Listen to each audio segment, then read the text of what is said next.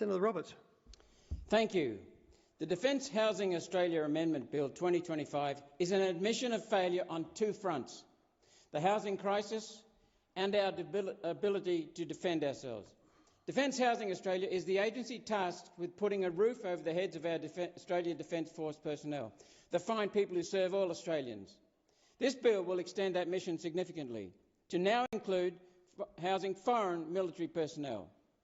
This bill is a flow-on consequence of the housing crisis, a catastrophe. It has been generated particularly out of concern for the situation in Perth. They, like all of our capital cities, are in an acute housing crisis with a rental vacancy rate of 0.7%, which is frankly shocking. Only Darwin and Hobart are slightly worse.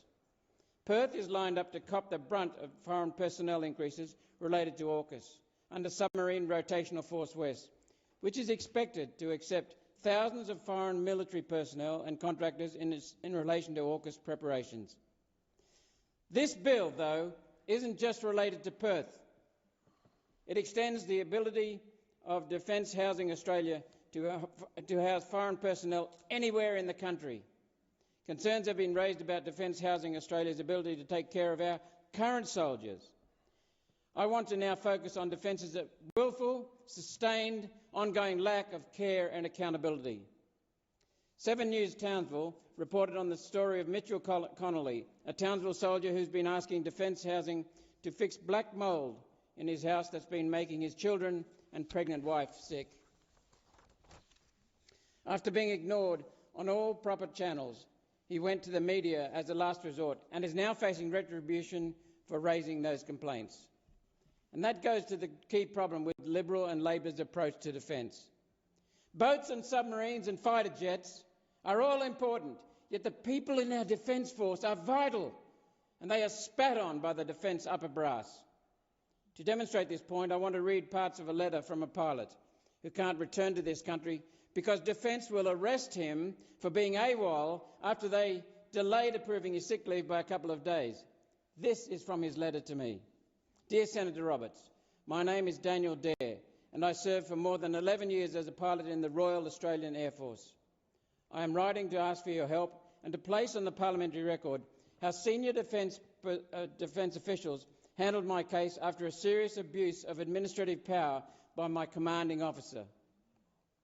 My immediate aim is simple: to be able to return to Australia safely and be with my family and support network so that I can recover, as I have not been able to return to Australia for over 18 months.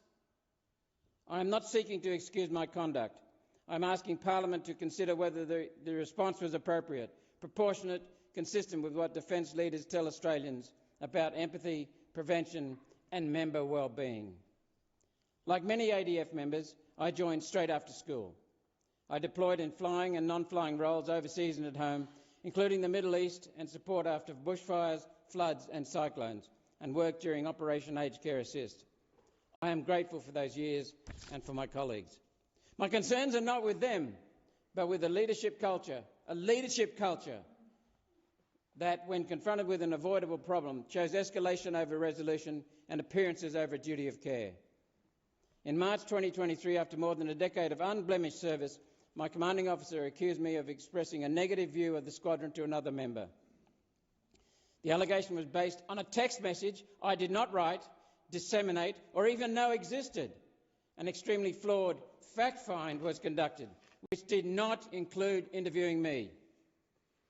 On that basis, the commanding officer attempted to impose a 12-month formal warning and cancel an already approved flying instructor posting, despite lacking the authority to cancel the posting and despite the Air Force's desperate need of flying instructors. Through later Freedom of Information requests, I learned that legal advice was sought by the commanding officer only after the punitive action had begun. The effort was abandoned only when I retained a civilian solicitor, Cameron Niven of Soldiers Legal Counsel, who persuaded the commanding officer's direct superior to drop it due to the deficiencies. But by then, the damage had already been done. The episode was plainly maladministration. It shattered any trust I had left in the organisation, leaving me completely disillusioned, and was the point at which my mental health began to deteriorate. Rather than pursue a medical discharge, I first tried to leave in a way that protected the taxpayer and kept me available if needed. I applied to transfer to the Air Force Reserves from December, totalling 12 years of full-time service, and agreed in advance to repay my service debt. My new chain of command supported the application. A delegate in the Directorate of Personnel, Air Force, denied it without even bothering to ring me, and initially refused to return the application with his written reasons in an apparent attempt to prevent me from redressing the denial. My lawyer, Mr. Niven, was once again required to intervene, simply to get a document that should have been provided in the first instance. That became the pattern: stonewalling, delay and an aversion to transparent decision-making. By late 2023, I was on medical sick leave. The grievance and review processes dragged on with little substantive progress. As 31st of March 2024 approached, being the date for medical review, I requested an extension of sick leave and as a contingency applied for long service leave from 2nd of April. The application for long service leave was refused and I was directed to report for duty on 2nd of April despite documented medical concerns. Returning under those circumstances would have breached basic work health and safety obligations. In the absence of a timely decision on my sick leave extension, I made the difficult decision not to present myself for duty on 2nd of April in order to protect my well-being. The response was senseless. Military and civilian police were sent to my home to arrest me and return me to base in handcuffs, but I was overseas by this point. The next phase escalated further. An international pursuit was coordinated, drawing an ADF, Australian Federal Police, DFAT and foreign law enforcement resources, all at the taxpayer's expense. Group Captain Maria Brick, then Director of the Strategic Incident Management Air Force Section, coordinated actions. A 5-year arrest warrant was issued by Air Commodore Bradley Clark, Commander Air Mobility Group. I do not contest Defence's power to enforce discipline. I question the appropriateness and proportionality of deploying such resources against one unwell member whose recent maladministration, attempt to voluntary discharge and medical circumstances were known to the chain of command. One action in particular crossed the line. Air Marshal Robert Chipman, then Chief of Air Force, now Vice Chief of the Defence Force, wrote to my private overseas employer in his official capacity, disclosing personal information about me and notifying them that I was subject to an arrest warrant under military law. That letter is now the subject of a complaint to the Office of the Australian Information Commissioner. It is difficult to reconcile such an approach with what Air Marshal Chipman told the Royal Commission into Defence and Veteran Suicide only weeks earlier, on the 13th of March 2024, about harm prevention, member wellbeing and empathy and leadership. Publicly, Air Marshal Chipman emphasised avoiding the conditions that lead to ill health and named empathy as the most important attribute of command. Privately, he chose the most harmful and destructive punitive options available. A key fact also emerged through freedom of information. Although my sick leave extension was undecided on 2nd of April 2024, when I did not present for work, Defence Medical approved a further 6 weeks on 6th of April. That determination was not disclosed to me. Isn't that deceit? No effort was made to de-escalate or correct the record. Instead, the pursuit continued as if I had no medical status at all. With salary withheld and my employment prospects damaged, I had little choice but to pursue medical separation. That process itself became an unresolvable ordeal. I was told I needed a Defence Medical Officer assessment to support approval of sick leave, which would resolve the absence, but I was denied telehealth access while overseas. If I returned in person to obtain it, I would be arrested and incarcerated before I could be seen. In April 2025, a medical delegate determined that I was unfit for further service and should be medically separated, with sick leave until separation. 5 days later, a separate administrative process was initiated to involuntarily separate me, relying on the record of absence that had already been resolved by the medical decision and commencement of sick leave 5 days earlier. Defence appeared to be weaponising the military justice system to maximise harm. I continue to seek review of that administrative decision at my own expense through the federal court. This will unfortunately also cost the taxpayer, as Defence will undoubtedly seek to fight it. My matter was referred to the Director of Military Prosecutions, Air Commodore Ian Henderson, for trial before a Defence Force magistrate towards the end of 2024, with the prospect of up to 12 months imprisonment. The human cost has been real. During this period, my great-uncle Leslie became gravely ill in December 2024 and passed away a few months later. I asked to return home safely to see him, as we were close and he was dear to me. The request was denied. Given the existence of warrants and the charges, it was clear that if I returned, I would be arrested on arrival and held to face a Defence Forces magistrate proceeding without ever seeing him.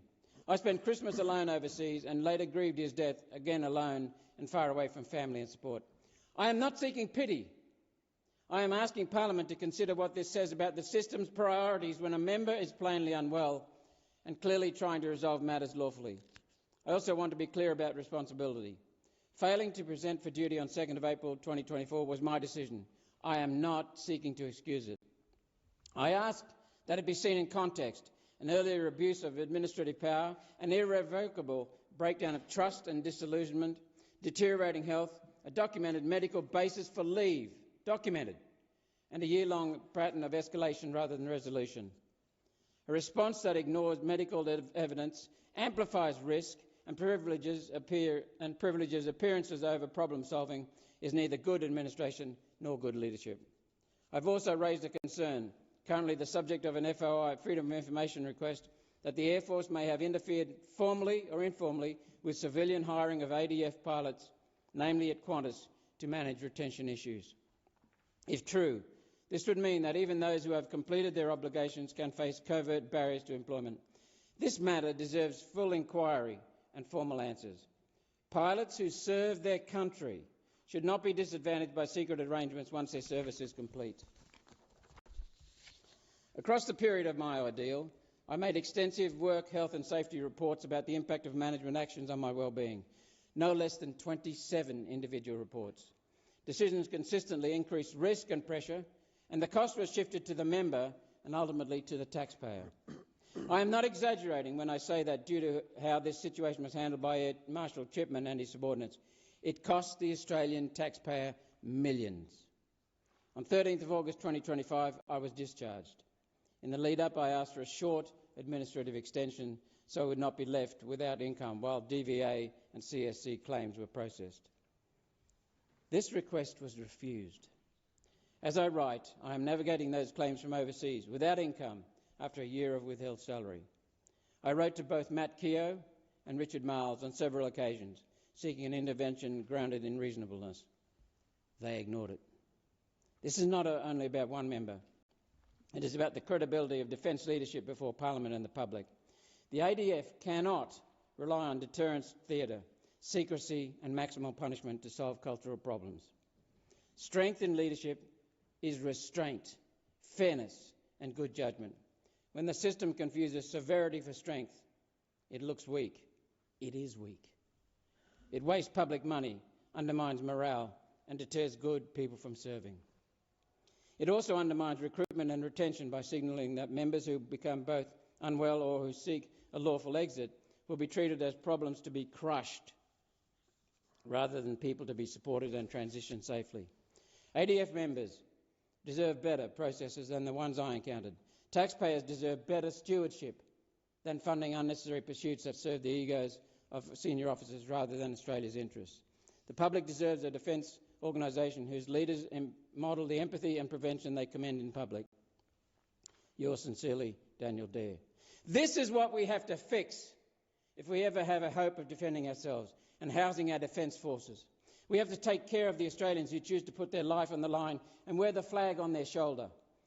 Thank you, Daniel. And thank you, every member and veteran of the Australian Defence Force. You all deserve far better. One Nation will be supporting this bill because without the help of allies, we are completely unable to defend our own country. That's what's happening in this country.